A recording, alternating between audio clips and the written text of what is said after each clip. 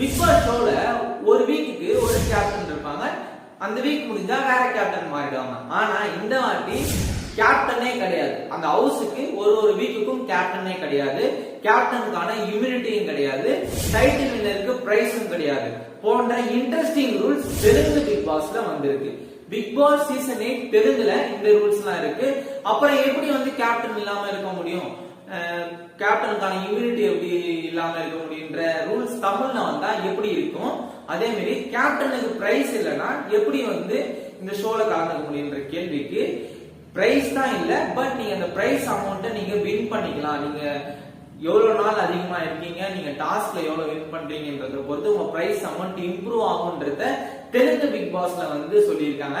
இந்த மாதிரி மோர் இன்ட்ரெஸ்டிங்கான விஷயம் தமிழ் பிக் பாஸ்லயும் நடக்குமா? விஜய் சேதுபதி என்ன ரூல்ஸை கொண்டு வர போறாரு, நீங்க என்ன ரூல்ஸ் வரணும்னு எதிர்பார்க்கறீங்கன்றத கமெண்ட் பாக்ஸ்ல சொல்லுங்க.